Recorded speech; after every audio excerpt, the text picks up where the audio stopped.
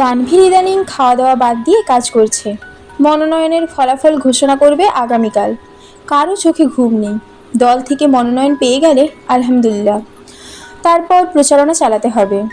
তারা কোনোভাবেই আজ রাতে তানভীরকে ছাড়ছিল না। গোপন মিটিং চলছে এমপির বাড়িতে। রাজনৈতিক মিটিং মিছিল থেকে ভাইকে আনতে বাধ্য হয়ে আবিরকেই যেতে হলো। এমপির বাড়ির হলরুমে মিটিং চলছিল। আবির এমপির বাড়ির সামনে বাইক থামিয়ে হলরুমের দিকে যেতে গেলেই পথ আটকে দাঁড়ায় এমপির মেয়ে।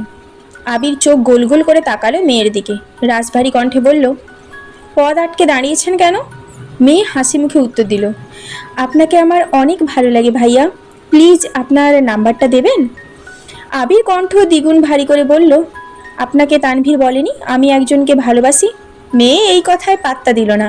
হাসতে হাসতে উত্তর দিল, আমি তো তানভীর ভাইয়ার কথা বিশ্বাস করিনি, উনি আমার সাথে মজা করছেন। আবির গম্ভীর কণ্ঠে বলল, তানভীর সত্যি কথাই বলেছে।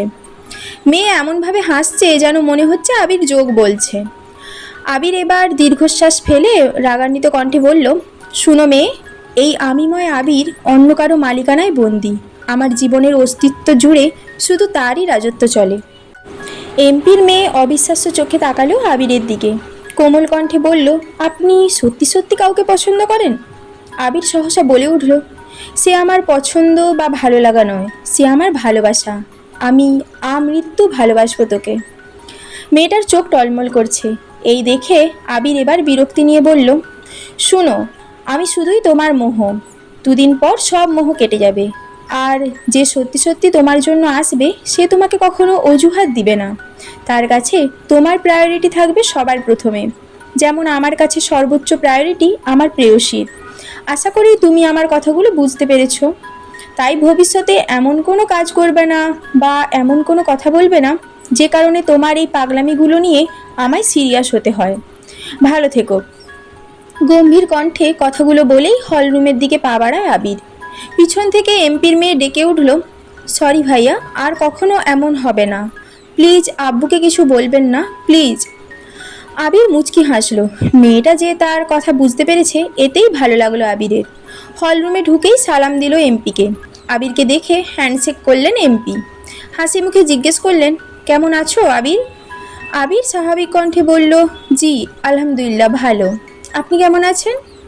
এমপি এবার চিন্তিত স্বরে বললেন, আলহামদুলিল্লাহ ভালো, তবে নির্বাচন নিয়ে একটু ঝামেলায় আছি। তা তোমার কোনো দরকার ছিল? আবির ঠান্ডা কণ্ঠে বলল, আসলে তানভীরকে নিতে এসেছিলাম, এত রাতে কিভাবে যাবে এই জন্য। এমপি আবারও হাসি মুখে বললেন, মিটিং শেষ, খাওয়া দাওয়া করে চলে যেও। আবির বলল, আমরা খাবো না, অনেক রাত হয়ে গেছে, অন্য কোনো সময় খাবো। এমপিও আর জোর করলো না। আবির তানভীরকে নিয়ে বের হলো বাড়ি থেকে।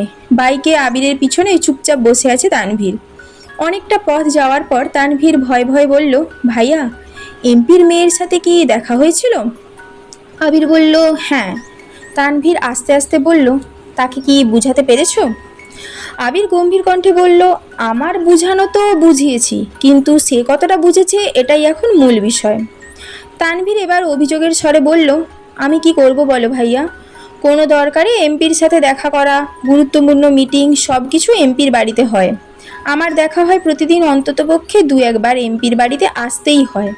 আর এই মেয়ে যেন বসেই থাকে কখন আমি আসব, দেখলেই ছুটে আসে, তোমার কথা জিজ্ঞেস করে শুধু। আমি কতবার বলেছি তুমি একজনকে পছন্দ করো, বিয়ে ঠিক। মেয়ে কোনো পাত্তাই দেয় না। আমি এড়িয়ে গেলেও মেয়ে পদ আটকে দাঁড়ায়। এমপির চোখে এটা পড়লে তো আমাকে কালারিং বানাবে, ভাববে মেয়ের সাথে আমার কিছু চলে, তখন তো ঝামেলায় আমি ভাসবো। তাই তোমাকে বলেছি। একদমই কথাগুলো বলল তানভীর। আবির স্বাভাবিক কণ্ঠে বলল, সমস্যা নেই মেয়ে, আশা করি আর কিছু বলবে না তোকে, তুই তোর কাজে মনোযোগ দিস। এর মধ্যে বাসায় চলে আসছে দুজন। প্রায় রাত 1:30টায় আবির ভাই বাড়িতে ঢুকলো, বাইক নিয়ে পিছনে তানভীর ভাইয়া। আবির ভাইকে দেখে মেঘের চিন্তিত মলিন মুখটা তৎক্ষণাৎ জলজল করে উঠেছে। সেই 12টা থেকে অপেক্ষা করছে আবির ভাইয়ের জন্য। বারান্দায় দাঁড়িয়ে আকাশের তারা গুনে শেষ করে ফেলেছে মনে হয়, কিন্তু আবির ভাই আসছিল না। মেঘ দীর্ঘশ্বাস ফেলে প্রফুল্ল মেজাজে দেখতে লাগলো আবির ভাইকে। বাসায় ঢোকার আগে পর্যন্ত যতটা দেখা যাচ্ছিল, তারপর চুপচাপ শুয়ে ঘুমিয়ে পড়ল। সকালে আবির রুম থেকে বের হয়ে করিডোর থেকে নিচে তাকালো। ডাইনিং টেবিলে মেঘ নেই। এত রাত করে ঘুমানোর জন্য মেঘ সকালে ঘুম থেকে উঠতে পারেনি। আবির মেঘের দরজায় টোকা দিল। দুবার শব্দ হতেই ঘুমের মধ্যে টলতে টলতে এসে দরজা খুলে দিল মেঘ। হাত দিয়ে চোখ কচলাতে কচলাতে তাকালো। সহসা অক্ষিযুগল বিপুল হলো মেঘের। আবির বিমোহিত লোচনে চেয়ে আছে অষ্টাদশীর মুখের পানে। সদ্য ফুটে ওঠা পদ্ম ফুলের ন্যায় সুন্দর লাগছে মেঘকে। খুব করে চাইছে দৃষ্টিটা সরাতে, কিন্তু পারছে না। আবির ভাইকে দেখে মেঘের বুকের ভেতর সেই ঢিপ ঢিপ আওয়াজ স্পষ্ট বোঝা যাচ্ছে। মেঘ মুখ ফসকে ডেকে উঠল, আবির ভাই। তৎক্ষণাৎ ঘোর কাটল আবিরের।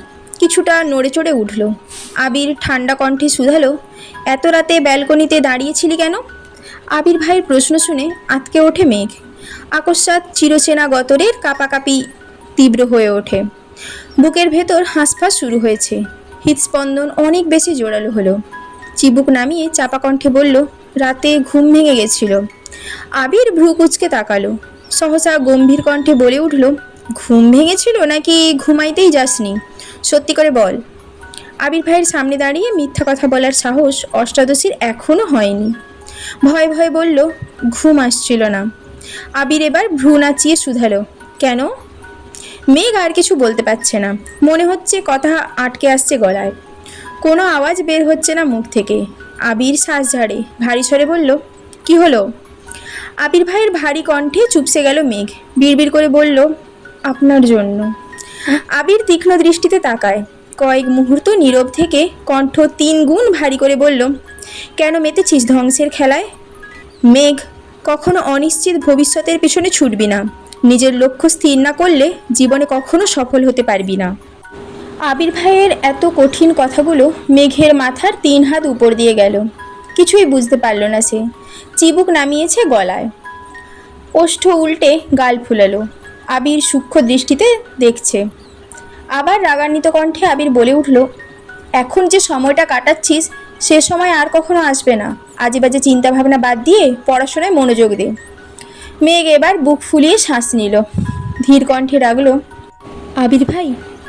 সহসা আবিরের তীব্র রাগ বিলীন হয়ে গেছে। ভ্রু কুঁচকে শান্ত চোখে তাকালো অষ্টাদশীর দিকে। অতঃপর মৃদুগামী কণ্ঠে শুধু বলল,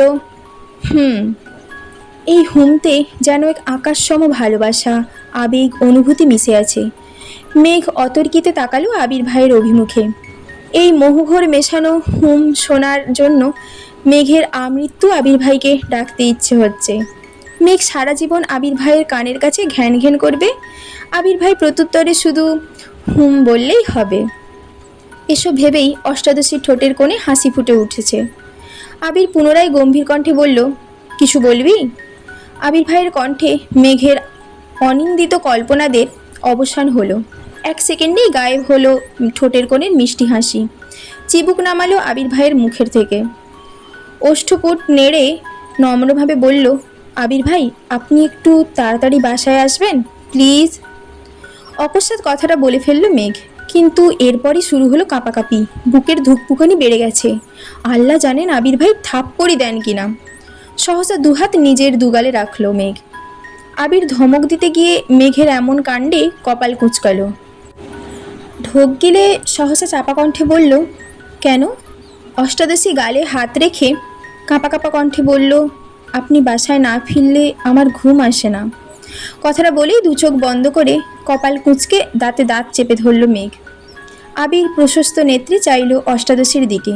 মেঘের হালচাল দেখে ঠোঁটের কোণে হাসি ফুটে ওঠে, কিন্তু অষ্টাদশীর চোখ বন্ধ থাকায় শব্দহীন সেই হাসি দেখতে পেল না।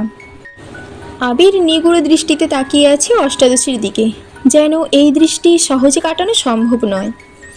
কয়েক মুহূর্ত চলল এভাবে। কিছুক্ষণ পর আবিরের ফোনে কল আসায় মনোযোগ নষ্ট হলো। পকেট থেকে ফোন বের করলো। অফিসের কল তৎক্ষণাৎ রিসিভ করলো।